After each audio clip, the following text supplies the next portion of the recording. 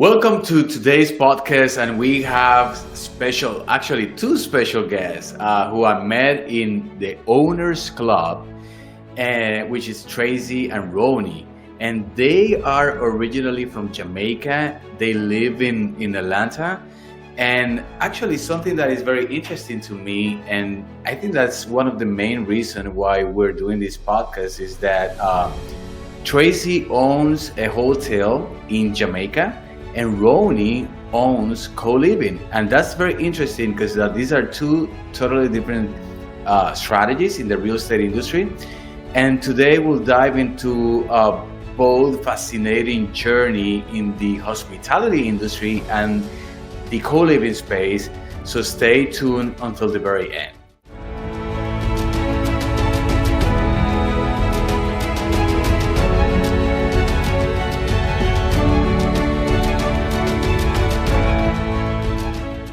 All right, so welcome to my podcast from Atlanta. Are you guys both in Atlanta, right? Well, Roni's in Atlanta now, but I'm currently in Jamaica. So you went back to Jamaica. I love that. Yes, So yes, are you running the hotel? yes. I came back to the hotel. Which is interesting because the other day when I was in Atlanta, you told me that you run the hotel remotely from Atlanta, right? Is that right? Yes, I do. So Okay. let me explain though. Yeah, go Alex, ahead. thank I'm very you excited. for Alexis, thank you for having us on your podcast. We're very excited. This is our first podcast. Oh, So really? thank you. Yes. Um, but the hotel that I run here in Jamaica is a bed and breakfast. Um, and so, and it's quite small, even though we're at 14 rooms and we're in the middle of expanding. So we're adding 6 more rooms to our portfolio. And that's why I had to come down because I'm trying to see how I can do this. And like you say, I'm in Georgia, I'm down there, here in Jamaica. And so I'm trying to put that together. So I'm actually fixing some more rooms to add to the portfolio. But the 6 rooms that you're adding are in the same building, or are you buying another Yes, hotel? right. Those rooms were used for other purposes before. There were offices, there were stores, and so I'm just going to renovate them, fix them up, and set them up as rooms. So we're gonna furnish them and everything to add to the portfolio. It's a little bit of expansion. Now I'll have 20. Nice. Which is phenomenal because that increased the net operating income. At the end, a hotel is a Absolutely, business, and that's absolutely. what every owner is looking for, right? That's right. That's right. My goal. I had my I've had about 30 or more years of experience in the hospitality industry. That's Wow. my entire career. Um, but then for say the last 20 years, we got into some development, my husband and I, and we did two multiplex properties that I started to manage. We did one 26 room and one 9 room property. Nine, not room, 9 apartments, 3 bedrooms, Apartments. two Oh, bedrooms. multifamily. Right. Um, but the second one, which had the 26, were all 2 bedrooms. Anyway, so what we did is with those multifamily, I have a combination of purchases. We Hmm. did short-term rental and long-term rental. So it was a combination of everything, and I was managing them. Why is that? You did it on purpose, or for some reason you needed to pivot in other strategies? Oh no, we did it for that purpose. That's why we developed them. And we are on the north coast of Jamaica. So it's perfect. Overseeing the ocean, it's perfect. But then it's also in a convenient location where we get long term people who live there, who rent long term as well as live there. So it's Okay, it's a nice. whole mix of everything in the properties. Which I love it because at the end it's kind of like you are balancing your portfolio. Even that is one building, right? But you are mixing up different strategies in the same building. So if one long-term tenant left the unit, it doesn't affect the other ones because you have like different strategies combined in the same building, right? As well as we also sold some of them. So we In didn't in own the same all of them buildings. in the same well, it's actually two buildings. So there are it's two buildings of an apartment complex. And some were sold, but some were kept. Some of those that were kept, some are long term, and some are short term rental, Airbnb, that kind of thing. Wow, wow. Isn't that cool? So did you sell them like cash or did you do seller finance? We did. I don't know what you call this. What you call this? It wasn't seller finance. We built them. We built them from scratch. But what we did is it was creative too. But I'm sure a lot of people do it that way. We I was married at the time, so it was my husband and I, and we bought the property, created the design, and sold every single one. We sold half of them and we kept half of them. We sold all the half before we even broke ground with the Mm. concept of what we were trying to develop. And so that is how we financed the construction. Wow, wow, interesting. I guess things are different in Jamaica than here in the US, I guess, from the financial perspective, the way that we do business. I guess because, and I'm guessing at the same time asking, because every country, has their own rules. For example, recently, I think that I told you that I want to buy or maybe build from scratch a hotel in Puerto Rico because I'm from Puerto Rico.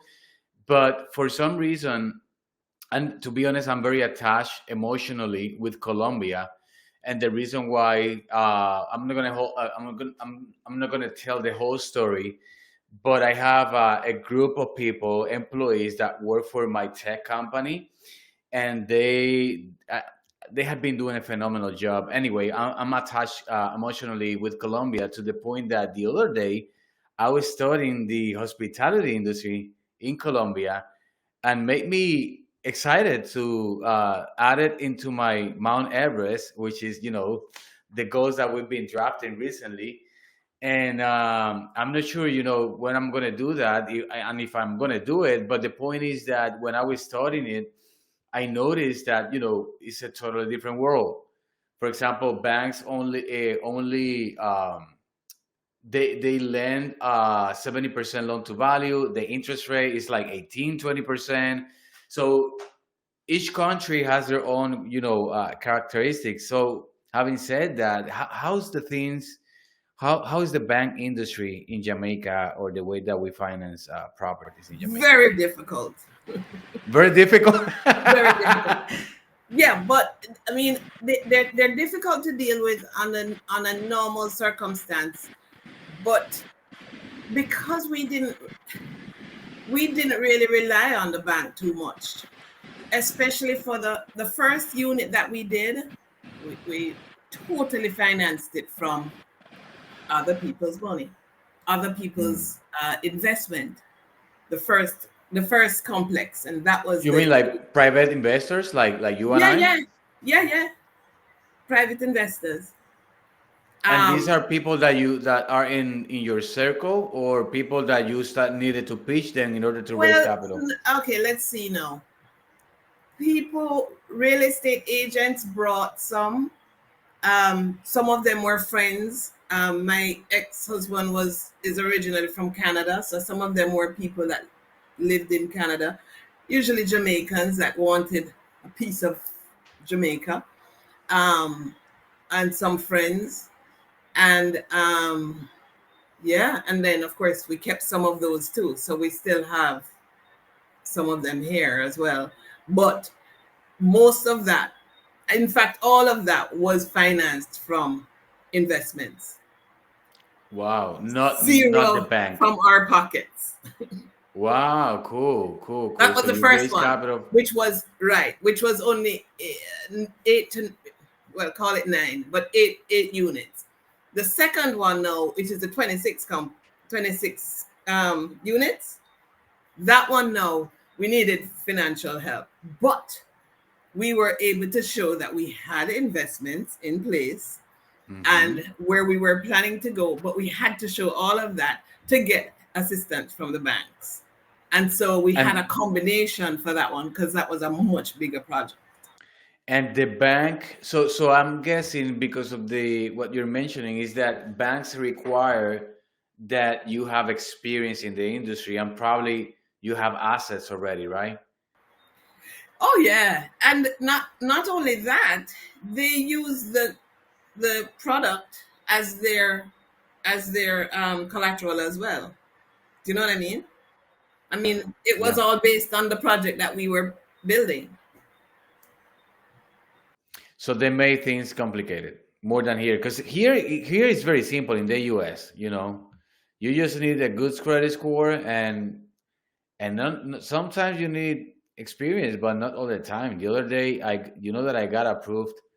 I mean, this is kind of like different, but it's still a financial topic. But not raise. I applied for these credit cards at 0%, and in 1 month I got approved on three credit cards, $147,000 at 0%, which is super cool because I remember in Puerto Rico, even though Puerto Rico is part of the U.S., the financial system is totally different, and it's still regulated by the FDIC, but they have different rules. And I remember in 2006 when I started my business, my tech company, I started it with $2,000 in capital. I didn't have capital, and the $2,000 were in a credit card. It wasn't out of my savings account or my pocket, and the business started to grow like very fast. And in a year, I needed only a $20,000 line of credit. And the bank that I was working with, I begged them to give me only $20,000, and they didn't want it to do it. So they ended up giving me the line of credit with backed by SBA, which is crazy. And it was only 20 grand. And then I remember that the business continued to grow, and I needed like to increase the line of credit to 100 grand. We were making almost $200,000 per month, and I needed to increase the line of credit. So I went to them. They made my life impossible, and like 6 months later, they approved only $10,000 increase. And I was the other day talking to my wife when I got approved by the $147,000 here in the U.S., and I was like, things are so simple here in the US in all aspects. I'm pretty sure I that you're know. related to that. That is why I was so fascinated with creative finance. Oh, yeah. What? Someone can sell their house to you and you don't have to go through the red tape. Well, I wouldn't even try that in Jamaica because, first of all, Really? yeah, first of all, to close on a sale, a home sale, it's a minimum of 90 days off the bat. Hmm. So for us to close in America in 30 days, that Yeah. was, because whenever we were selling, it's 90 days done. You can't even negotiate the time. It just, Wow. and it has to go through the entire court system, goes into, it's very, very difficult. Things are so much easier in America, like you say. Yes, yes. So Roni is the sister. So Roni, tell me, what are you focusing on? Um, yeah, well, I have a W-2, so I'm in audit. I've been in audit for years, and so now I'm trying to get into real estate, and we came across PACE, but I am currently working on getting pad splits. As you know, we have short-term, mid-term rental already. We have another long-term rental, but the focus right now is for to acquire pad splits, and eventually, as a part of my Mount Everest, is to get more co-living properties for affordable houses for victims of human trafficking. But that's the long game, and I'm working towards that. So why? Well, where are the? You said long-term rental, short-term rental, and mid-term rental. And Where these yes, properties are no. at? So the short-term rental, mid-term rental is the same. It's here in Georgia, near where I live in Kennesaw. Long-term rental also in Kennesaw. Um, but yeah, I need to. I would. We are try. Our goal this year is to expand our portfolio, and get some pad splits and take off just like you are. I haven't ventured into the multifamily yet, but ultimately that's where to go. So how does the MTR uh, is performing? Is performing well or So when we listed it first, we listed it because we didn't get the MTR immediately. We listed it as a short-term rental on Airbnb, and it has been booked like 90 something percent occupancy ever since it's been open. However, the you know we even though it's booked, it's not getting the rates that we'd like. So we're definitely kind of trying to pivot and go get back directly into midterm rentals right now. So right now it's still listed as a short-term rental, but the goal is to move it to a midterm rental as soon as possible. do you know who can help you with? Well, I know my partner is Julian, and he's been reached out to other people. We've spoken to Tanisha, and yeah, we've just been reaching out to other people to help us with the midterm rental. Okay, in case you need it, I have someone that I can refer to you. So what happened to me? I'll tell you. I'm in the midterm rental space as well, but not on purpose. So what happened? This is very cool because I got this deal. A wholesaler called me, and says, "Hey, Alex, I have a sub to deal. The entry fee is nothing. It's only 5 grand, and it's my assignment fee, and then closing costs." What? The draw, yeah, but the drawback was that the interest rate was at 8%, and I Hmm. immediately closed the door. I said, "Forget about it." But and this is a good lesson learned. So that night, I kept like thinking and overthinking. I was like, I never gave him the chance, at least to have a conversation. So anyway, the next day, I called him again and I say, "Hey, can you send me the mortgage statement just to kill my curiosity?" So he sent it over, and what I find out is that the mortgage has been paying down for 22 years. Oh, So meaning that it was at 8%, the mortgage had only 8 years left over on the loan, which is most of the payments goes towards principal. principal, right? So I told him, okay, I want the deal. I took it over. So I bought it only because of the terms, right? Because in my mind, I was like, you know what? In 8 years, this property is going to be free and clear. I'm paying towards principal right now. So, So how but come the cash flow down wise, payment was so small? what was that again? So how come the down payment was so small? Because the reason why this is a divorce that happened 3 years before. So what happened is that she got married with another person. He got married with another lady as well. They started, their own life separately, but because I'm not sure if they tried to sell their house before, but for some reason they continue making the payments because they didn't want to affect their credits. So basically they had now their own separate life, but they keep paying the mortgage on this house. So at the end they were looking for an exit, and so the wholesaler approached them, the subject to strategy. They accepted it, and I took it over.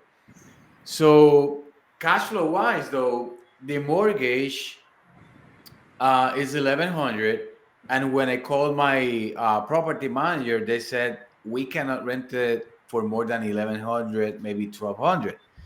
So I was like, okay, let's do it because I just need, I'm buying the terms, not the cash flow. That was, Right. my mindset. But I kept like thinking and overthinking. Then I went to a multifamily event, which I met this. which is my current property manager. And I told her the story, and she said, "You know what? I'm doing midterm rental." And I took Jesse Vasquez mastermind, which is the same mastermind that Tanisha and all the multifamily, I mean, MTRs operators are learning from. And so I told her, okay, so let's give it a try. I furnished it with Ashley Furnishers, but I bought them in Big Lots, not in Ashley. And I Wow. furnished the whole house only with 7 grand. How many And bedrooms? 3 bedrooms, 1 bathroom, Okay. living Really? room, dining room. Yeah, it's not bad. But I bought, good furniture. But the wise decision was bought them in Big Lots and not in And Ashley. Ashley. Yeah. So I bought them. We furnished the house, and in 2 weeks, immediately we had the first contract for 2,800. Remember, the mortgage is eleven It's hundred. 1100. Yeah. So we rented out for 2,800 for 2 months. Then I got a professor from the university. Then I got another person, and we've been like fully booked right now. My latest contract, which is the still in, well, it was supposed to be due in November, and they've been extended the contract December, January, and last week I got a notification they extended it one more time to February, and the That's Wow. contract fantastic. is fantastic. Yeah, it's with an insurance company, and she rented out for 3,500. With a one with Another, an 1100 mortgage. yeah, with an 1,100 mortgage. So another thing that happened is that because these things were happening with this property and I got excited, I told her, you know what? I have a studio. So this is another nice story. 4 years ago, I bought a fourplex. The fourplex floor plan is, it has three unit with 2 bedrooms and one studio. So since day one, the 3 units with the 2 bedrooms, they've been like rented out since the very beginning. The studio, though, no one's liked it for some reason. I don't know. Maybe because it's a studio. So it's been vacant for 2 years. So I told her immediately, "Hey, I have this studio. It's been vacant for 2 years. What if we give it a try?" So I furnished the studio. I furnished it only with $2,000 or $3,000, something like that. And in 2 weeks, we rented out immediately. We had the first contract. That studio on long-term rental, it was supposed to be rented at 500. Now we have a contract for $1,000 as a midterm rental. Wow. So, and I like the idea to, I never planned for it. I like the idea. So what happening is that now I'm not furnishing, but rehabbing the property that I bought recently, and I'm gonna rent it out as a midterm rental. So why not? Yeah. Yeah, I believe that the midterm rental is a really good option now, since Airbnb seems to not be as vibrant. That the midterm, is a better way to go. It's definitely better than long term for financial purposes. Probably not as viable as short term though, because short term rental you can earn some good money if you have good occupancy. Yeah, but now that's the problem with the short-term rental. It's you're not getting that amount of money that you would normally get either. Yeah, Yeah, yeah. unless if it is a place, maybe, oceanfront, or it's a Right. hotel, has some characteristics that are, more related to short-term rental, and not like to have like the. So what happened is that, in the past 3 4 years, people were using short-term rental to, like, not as it's supposed to be, right? It makes sense, like a cash cow type of thing. Like, I'm gonna buy a house, a random house. I'm not gonna even furnish like nicely, and then I'm gonna rent it out on short-term rental and make money out of it. Yeah, But I don't think that's the business. That's the game. yeah, Right. yeah. Yeah. So Ronnie, the other day you asked me for a P&L on the co-living property that I have in Atlanta. I send it over to you. Tell me, so what are you playing with? I was looking at a property in Ellenwood, and I remember that you had your property in Ellenwood. So yeah, we've been looking in Decatur, Ellenwood, Stone Mountain, those areas because we know people who are doing well in those areas. So our property came across, I guess, popped up on Redfin, which I think it was actually under contract at one point since about October. And then for some reason, the buyer couldn't qualify for some kind of loan. It went back on the market on Sunday or the Sunday before I texted you. And so I know, it had 3,000 square feet. They finished the basement. It was like, it has like a room, a empty room in the basement, just a big room in the basement, which could probably be divided into two rooms. They didn't put a bathroom in the basement, which if I were to take it over, I would put the two rooms and a bathroom in the basement, and then just maybe convert one additional room upstairs, because I think it had two rooms upstairs and one room with the ensuite bathroom. So that would have been that. It's still out there. It's still out there. So I'm still interested. 3,000 is a large property. It's a large Yes. property.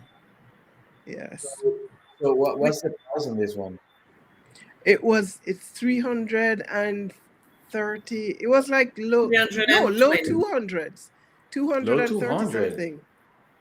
230. Yeah. Do you have an idea if you were to be flipping this property, what the ARB will be?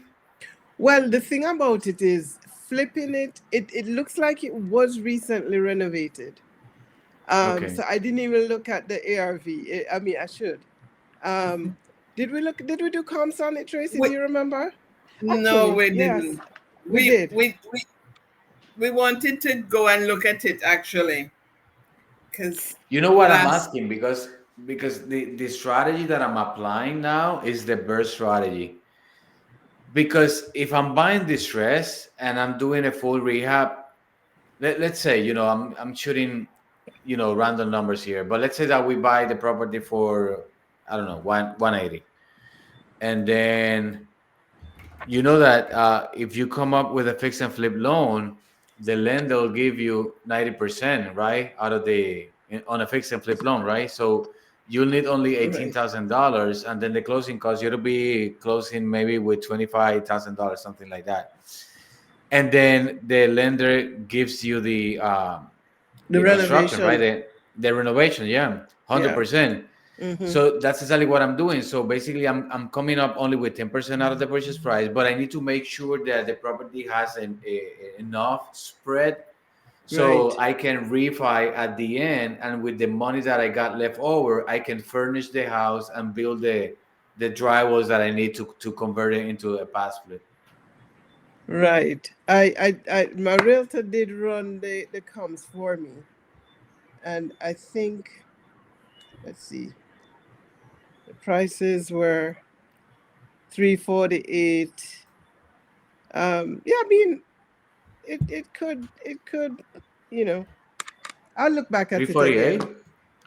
That was a comp that she had provided. Yeah. what was the purchase The price medium, again? actually, that's the That's medium home value. You have some spread there. Yeah. Because even let's say that she's accurate, 348 times 80, you can get a $278,000 on the refi loan, and you said that the purchase price is 230. 230. Yeah. So basically, you have without closing costs, you have around $50,000 on the rehab. Yes. Yes.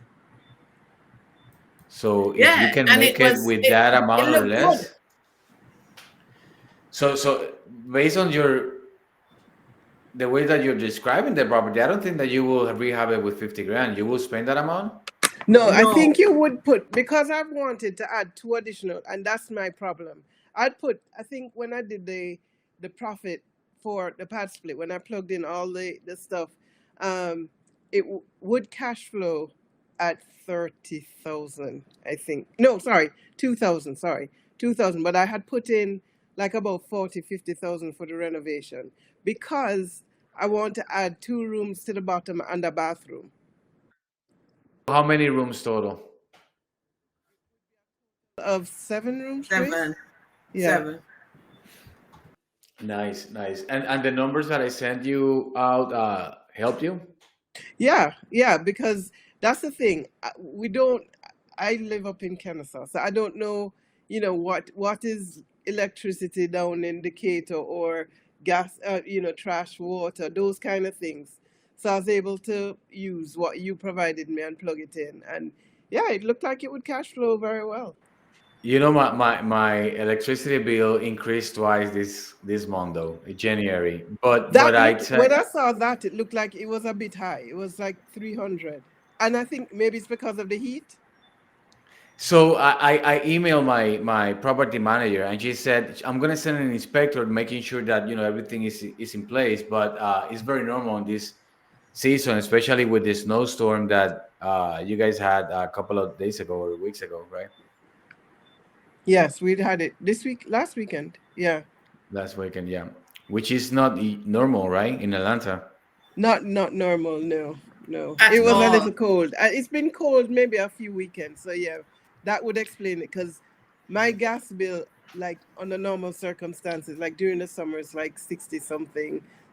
But it was 200 and something. My house, 200 and something this month. So I know that and we only ran the fire pit for like one day.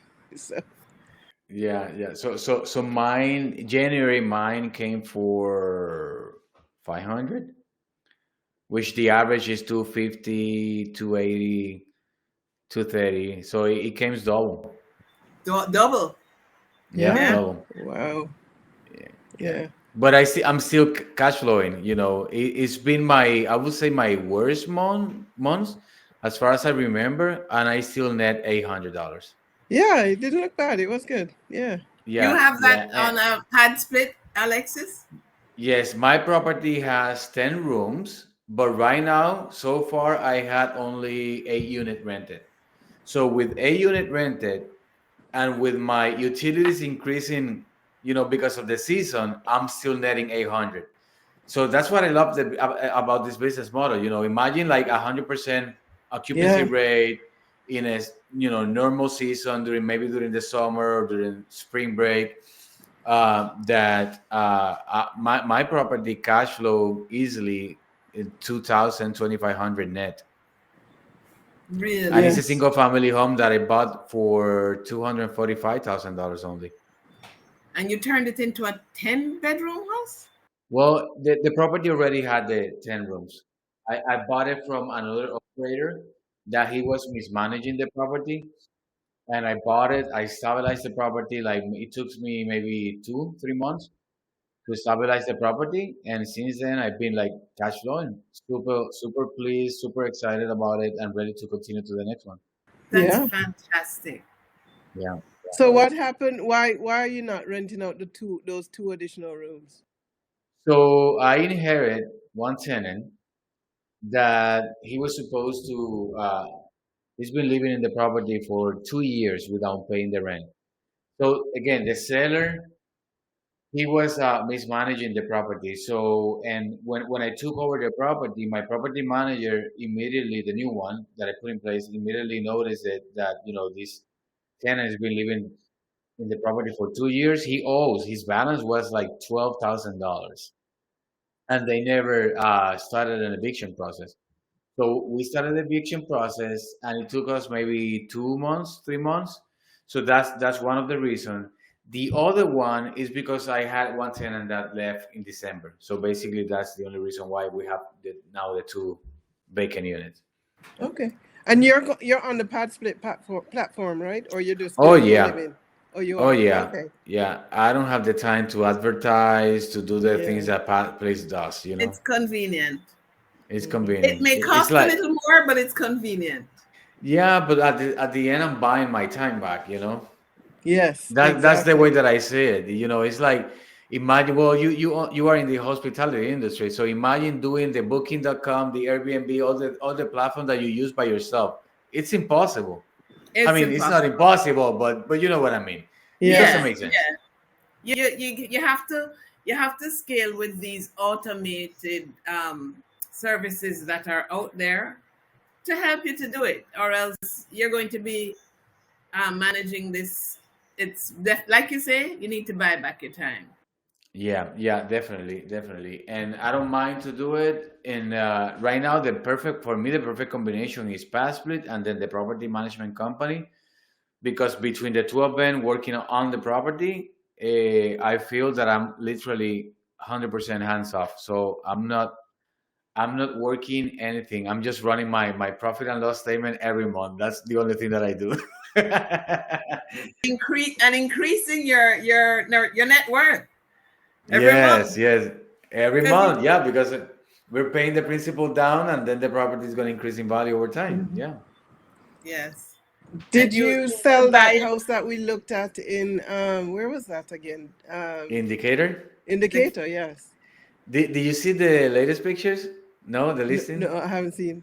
Wow, that we did an amazing job. So we listed it like 2 weeks ago. Well, it was a week before the snow weather that you guys had last week. So I called. I didn't know, to be honest, that you guys had snow. So I called the realtor and I asked him a week later after we listed it, and he said, "Yeah, well, let's wait one more week. I don't have any call, but people are here are in the supermarket buying stuff. You know, we don't have snow. People are afraid about the snow, so people are preparing for the snow that is coming over." And I told him, "Yeah, no worries." So, but he said that the next week, I guess that is this week, because the snow was last week, right? Yes, no, it was last weekend. Yeah. So next week, he said next week I'm going to do an open house. I guess that is going to be this weekend. But we listed it like a week, 2 weeks ago. Okay, nice, nice. Yeah. how And you have were the happy with the work that was done. Oh yeah. Oh yeah. It took us. This is the thing, when you are on a project, you start focusing on the big things, like let's do the tile, let's do the granite, the cabinet, those things. And when everything is ready, on the property installed, then you started to see like small details that you never saw before. So it took us like 2 3 weeks after the contractor says I'm done, and we started to notice, small details. Hey, but you need to paint here, you need to put a cap here, small details like that. And then he ended up finishing the job. Yeah, but I'm pleased. He did a phenomenal job. Oh, great. Okay, I have his Yeah, yeah, number. yeah, yeah? yeah. So I got distracted though with two I know. properties here. And I was like the other day, but it's one of those opportunities that you need to take over. You can't say no. And then when last Sunday, on 2 Sundays ago, that was the last Sunday that we hop on a Zoom call with Pace. He was like talking about the goals and the Mount Everest again, and I was like, oh my god, I got distracted because I now am involved in two projects, and I stopped seeing properties in Atlanta. But anyway, as soon as I get one of them out of my plate, I'm gonna continue looking for PadSplit in Atlanta. I love PadSplit. I love the market. Everything is phenomenal down there. Right. That's encouraging to hear, because that's the direction we were focusing on. Um, More pad splits, you know. Yeah. So you as well? Oh Yeah, we yeah. partner together. Oh, nice. Of course, sisters, Of right? course. Yeah. We're trying to do things together. Also, because I rely on Roni a lot. She's been here a lot longer than I have been in Georgia. So and she guides and I follow. And I guess that you are an auditor, so you are a numbers person, right? Numbers, to a certain extent. A technology auditor. Oh, So really? I Technology audit auditor. systems. Yes. Oh, nice, Yes. nice. Yes. Did I For tell you that I'm banks, in the especially. tech industry, right? Pardon me? Did I tell you that I'm in the tech industry as well? Oh, yes, you did. You did, as a matter of fact. Yeah, yeah, yeah. Yeah.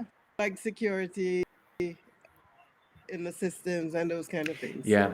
You know that I love it, but at the same time, well, I'm not sure if it is our industry or it's all the industry except real estate.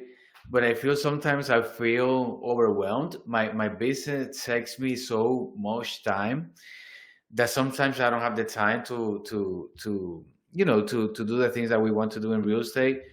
And I see people doing real estate full time that they don't do time wise. They don't do maybe 20 or 30% out of the time that I'm dedicating to my business. But I'm not sure if because if the tech industry that is very demanding, or maybe all industry works like that. But anyway, that's the way I feel. So are you But if I, active in your business? In your tech business? Are you active in the tech business? I wasn't, and now I'm active. I'll tell you something. So I joined Sub2 in 2022, and then I wanted to. Well, I had a conversation with my wife at the time. My business was running by itself. The employees basically were running the business. I would say that I was dedicating maybe 1 or 2 hours every day on the business, and that's it. And but what happened is that when I joined Sub2, and you get close to like-minded people that are achieving like big goals, the people that we're surrounded with. So I felt challenged, and I was like, oh my god, I need to double down. So I think that I'm in a comfort zone, and it's okay because I have the time to focusing on real estate, but at the same time my business was stagnant actually. So long story short, we brought in a CSO on board. Now we're hiring a CFO. We build a marketing department. We're gonna start ad spend for the first time. This is a 19 years business that I've been running for 19 years, and we still have old school culture or things. We still have sales rep making cold calls. So we're gonna start ad spend, and we're gonna. It's ironically, but this is a tech company, and we're still doing old school stuff. But anyway, I feel challenged. I feel in a good way, and being the community has been helping me a lot, to open my mind and double down on the business, and that's where we're at right now. I think that with the things that we're implementing now, we're gonna double the revenue this year, 2025. And to your question, I wasn't working on the business. Now I'm working in the business, and like extra full time. But I think what we're learning in Owners Club and will help you to actually move your business forward as well as your real estate goals and stuff. So that's good. A lot of things that I learned though in Sub2, I started to apply those strategies in my Hmm. business. Yeah, I figure that's what Tracy needs to do a bit of that for her business and scale. Because she's still, even though she lives up here in the States, she is still tied to that business. It's not running itself. She's still, so she needs to learn how to, what they say, Delegate. own, no, be a part of the business, but not be In your in the business. business. Oh, Yeah, be something, not being in the business, but work on your business. On your work, business. right, exactly. She needs to learn how to do that. Yeah.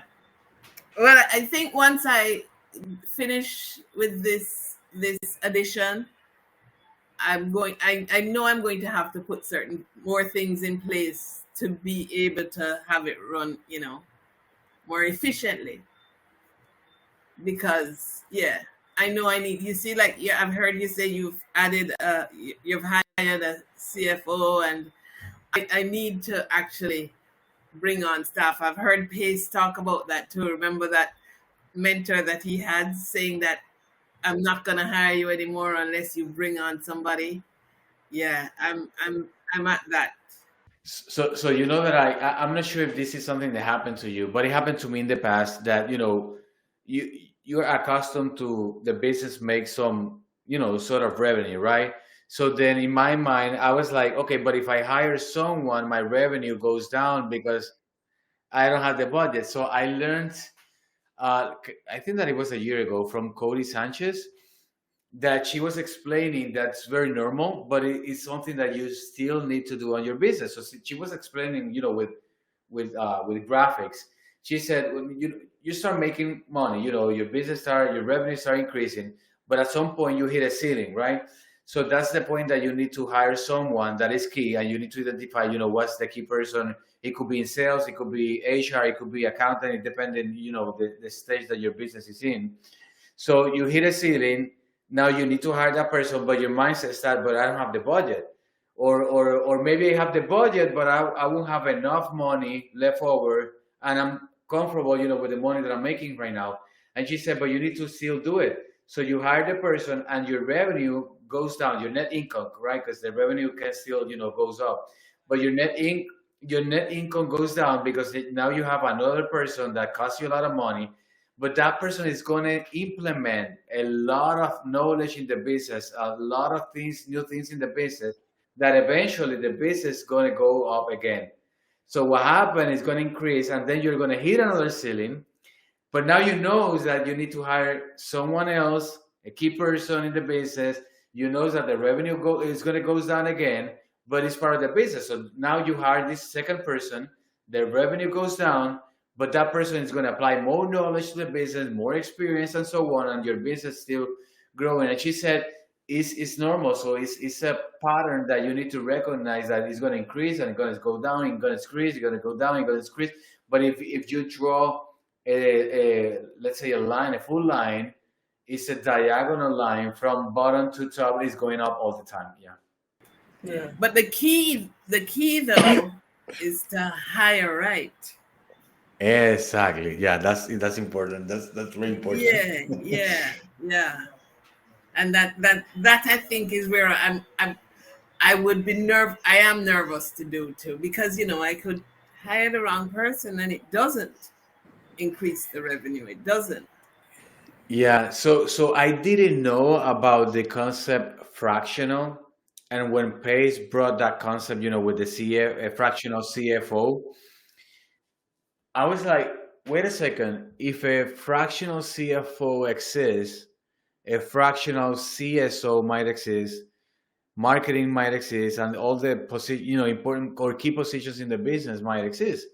So I started to Google, and I found it. And at the time, I still need a fractional CFO, but my urgency was on sales, CSO.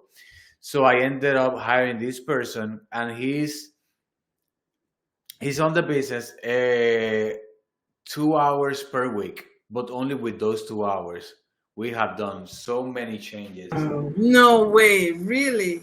That my business, it's in 6 months. He's been with us only for 6 months, and in 6 months, I have a totally different business. Wow. So, and that's my first try. Hiring a fractional person. The next one is going to be CFO. My wife, she's a financial analyst. I study economics, and I know, about financial as well. I love numbers as well. So that's why we don't feel the urgency on the numbers, side of the business, on the financial basis. We still need it, we recognize it, but the urgency wasn't sales. So if we want to increase revenue, we need to bring a key person in sales, and it can be a sales rep. It can be someone that is going to work on a daily basis. It has to be someone that is going to put his brain, and things are going to happen because of the thing that he's implementing in the business. And that's Yes. what we did. Wow, that's amazing. I'm Yeah, gonna look hopefully into that. that helps. Yes, Yeah. absolutely. So I guess you need all the businesses need different key person, and I guess that the three most important departments are sales, financials, and marketing, right? So we know, we need HR, and we need other departments as well, logistics, maybe procurement or purchasing. But I think that the three most important are sales because of the revenue, financial because of the administration, and what else? And marketing Marketing. because marketing is social The media and all whole the things that are happening. Yeah. Hmm. So I guess that you need to identify one out of those three, which one is the most important one, and then maybe bring a not a CFO, but a fractional person on that position. Right, right. Thank you. That's very good. Thank you. Thank you so much for tuning in to today's episode. I hope you enjoy hearing about the incredible journey of our two guests and their inspiring work in the hospitality industry and other topics that we talked like co-living, midterm rental. Actually, I never planned to talk about those topics, but I'm super excited, super glad that we hit those topics.